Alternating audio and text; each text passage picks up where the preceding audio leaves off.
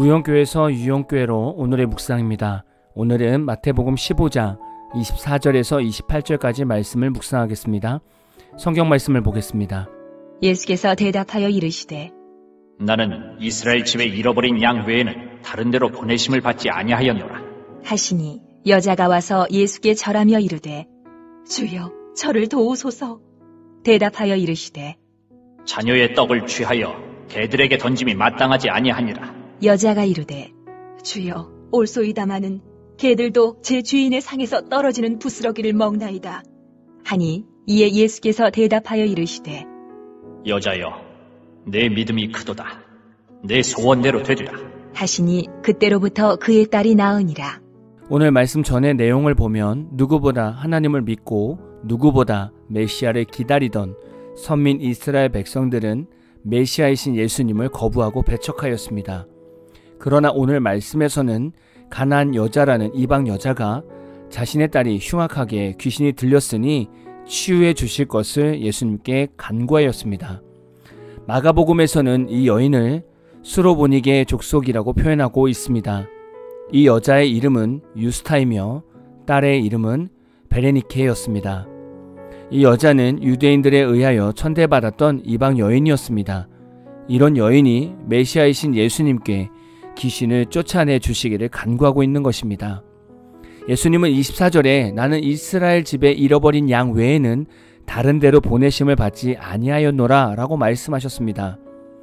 가나안 여인이 이 말씀을 들었을 때 얼마나 마음이 힘들겠습니까?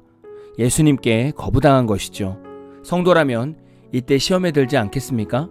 만약에 여러분의 딸이 몸이 좋지 않아서 목회자에게 기도받기 위해서 교회에 찾아온 것입니다. 그런데 교회 규모가 있어서 교구가 나눠져 있습니다. 여러분의 교구 목사님은 안 계시고 다른 교구 목사님만 사무실에 계신 거예요. 그래서 여러분이 딸을 위해 안수 기도해 달라고 다른 교구 목사님께 부탁했더니 그 목사님께서 저는 제 교구를 위해서만 부름을 받았습니다. 다른 교구 성도님은 제가 안수 기도를 할 수 없습니다. 라고 말씀을 드리면 여러분은 마음이 어떻겠습니까?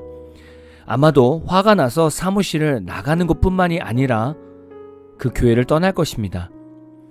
교회가 여기만 있냐고 불평할 수 있고 뭐 이런 사명감 없는 목회자가 있냐고 불평할 수 있을 것입니다. 그럼 오늘의 예수님은 어떻게 생각하십니까? 모든 인류의 죄인을 구원하기 위해서 오신 예수님이 이방 여인의 요청을 거부했습니다. 하나님의 사명감 없이 이 땅에 오신 예수님 아닙니까? 그러나 예수님의 말씀의 의도는 단지 이스라엘을 우선적으로 복음 전파의 대상임을 말씀하고 있는 것입니다. 그리고 가나안 여인의 요청에 예수님께서 거부하신 이유는 그 여인의 신앙을 시험해 보시기 위함이었습니다. 예수님께 실망할 법도 한 여인은 예수님이 거부한 말씀을 듣고 27절에 이렇게 말했습니다. 주여 올소이다마는 개들도 제 주인의 상에서 떨어지는 부스러기를 먹나이다. 여인은 자신을 개로 비유하고 예수님을 자신의 삶의 주인으로 고백하는 신앙을 보여주었습니다. 여러분에게 질문을 드려보겠습니다. 하나님은 우리의 모든 기도에 응답하심을 믿습니까?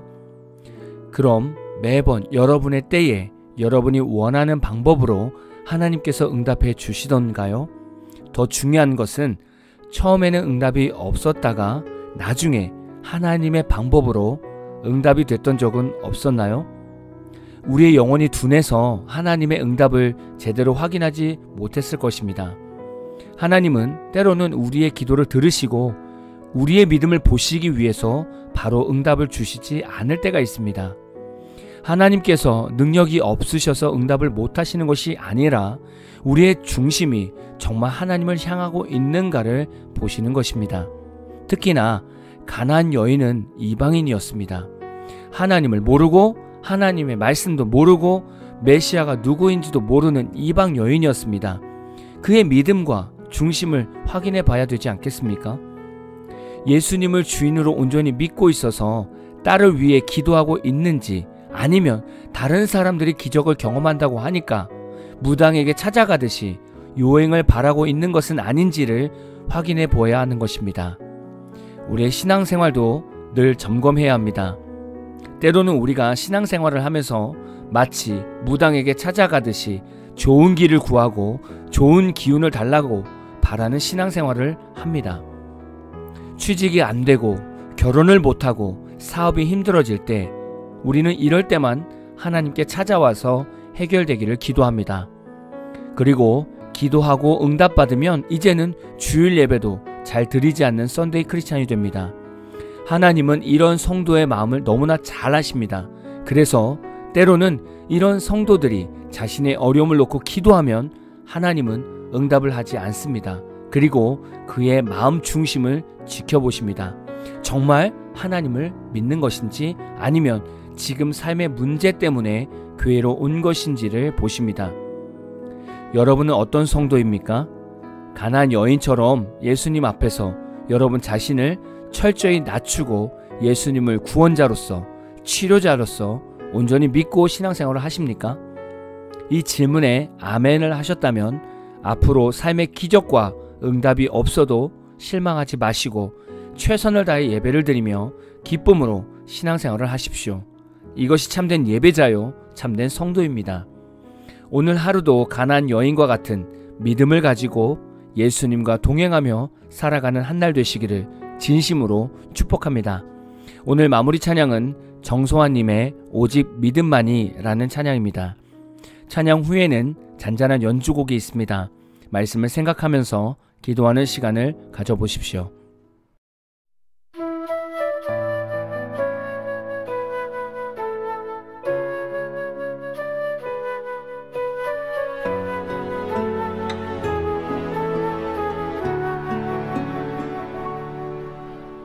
뭘 그렇게 넌 찾고 있는지 고개를 돌려 나를 보아라. 지혜와 재물을 아무리 구해도 소용없는 것이라. 무엇 때문에 아파야 하느냐. 손을 들어 나를 바라라. 능력과 명예를 아무리 구해도 다 먼지와 같을지라. 오직 믿음만이, 오직 믿음만이 마른 사막을 지나도 널 지켜주리라.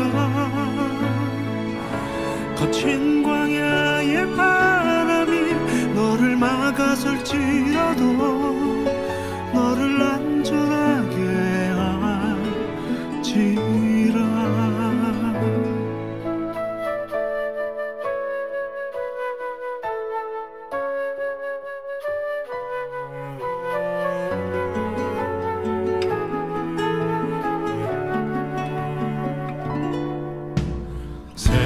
무엇이 널 구하였느냐. 오직 나만 바라볼지라. 지식과 육체가 아무리 좋게도 다 먼지와 같을지라. 오직 믿음만이, 오직 믿음만이 마른 사막을 지나도 널 지켜주리라. 거친 광야의 바람이 너를 막아설지라도 너를 안전하게 할지라.